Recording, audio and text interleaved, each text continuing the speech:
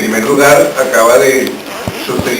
sufrido dos derrotas políticas en fila. La primera derrota en diciembre de 2007 y ahora esta última derrota donde, como dice Paola, la oposición ha obtenido prácticamente la mitad del control político sobre el país. Notables derrotas para un hombre que parecía invencible y que de repente pues se ve que empieza a flaquear políticamente, ¿no? Luego el deterioro de los precios del petróleo, que para un país como Venezuela, cuyo 95% de nuestras divisas vienen de la industria petrolera, esto es un golpe terrible para la nación, por supuesto, pero particularmente para el gobierno y para la estabilidad del gobierno. Ha perdido apoyo popular, está perdiendo apoyo dentro de su misma gente, y llega al año 2009 en un ambiente político, económico y social realmente muy volátil. Me recuerda pues al ambiente que existía en el 2002, un poco antes de que hubiese lo que hubo. Yo quisiera hablar un poquito de cómo veo yo el año 2009 desde tres puntos de vista: el plano político, el plano económico y el plano social. Desde el punto de vista político, lo primero, por supuesto, es el intento de reelección indefinida, no ya solamente de Hugo Chávez, sino de todos los funcionarios públicos venezolanos. Hugo Chávez comenzó su propuesta hablando de él, de la presidencia, y cuando vio que esto no despertaba mucho entusiasmo en sus mismos colegas de la burocracia estatal, decidió súbitamente cambiar y abarcar a todos los funcionarios públicos.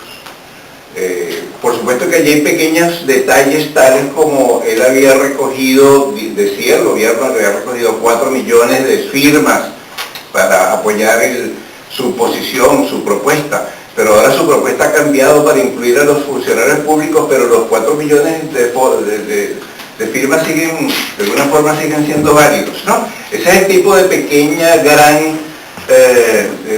gran abuso de poder que se comete a diario en Venezuela, ¿no?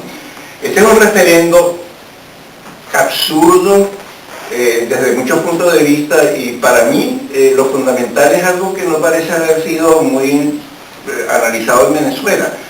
Es el hecho de que esto va a modificar el contrato social entre los venezolanos. Va a cambiar una sociedad, una nación que estaba basada en principios como la alternabilidad y la democracia, por una nación donde esa alternabilidad deja de existir. Yo pienso que para cambiar una constitución tan radicalmente, no es suficiente con cambiarla con una mayoría simple.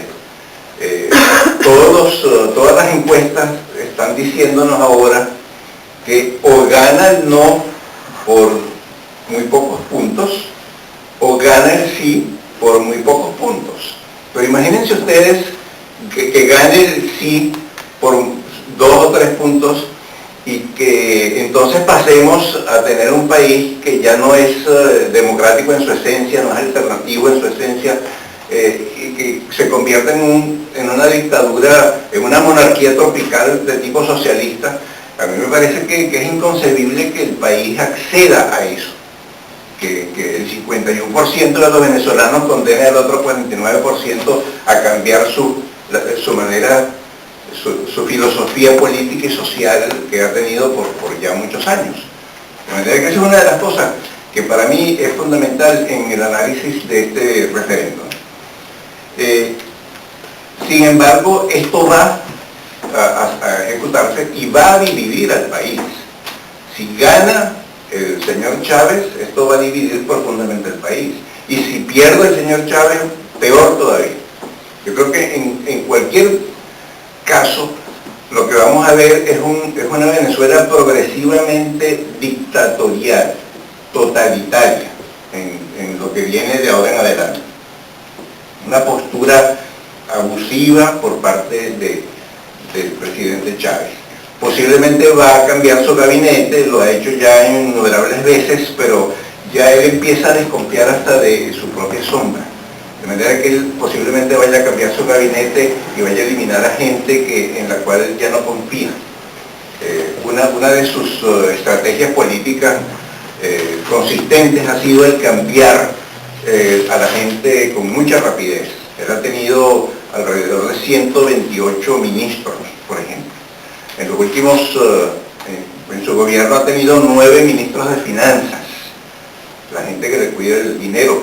Un ministro de finanzas generalmente es una de las figuras más estables de un gobierno, y sin embargo este hombre ha cambiado con mucha frecuencia. Por supuesto con razón, porque algunos de ellos son unos ampones.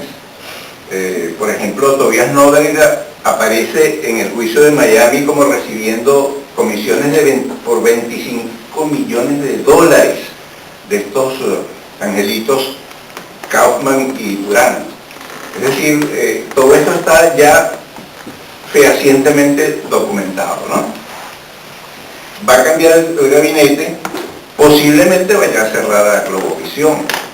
Yo creo que Globovisión se está convirtiendo ya en una piedra, no una piedrita, sino una piedra en el zapato para Chávez, que le hace la vida muy difícil en Venezuela. Yo creo que la va a cerrar, sobre todo si gana.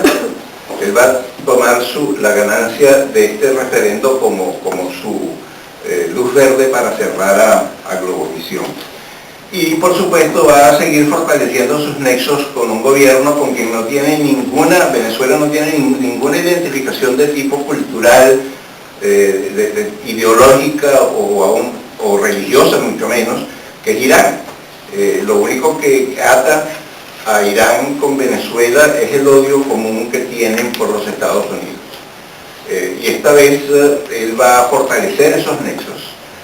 Ya Irán está metiendo mucha gente en Venezuela. Hay iraníes o terroristas islámicos que están entrando a Venezuela por esa vía. Son dotados de pasaportes y documentos falsos venezolanos, y con esos documentos vienen vía México, tratan de entrar a los Estados Unidos. Eso es algo que ya está también bastante bien documentado. Ahora, en el plano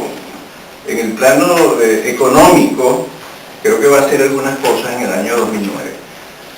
Una de las cosas que posiblemente, yo no creo que lo vaya a hacer, pero lo va a considerar seriamente, es desconocer su deuda externa, tal como lo hizo el genio de Rafael Correa en Ecuador. Y lo va a hacer porque se le va a hacer muy difícil pagar la deuda.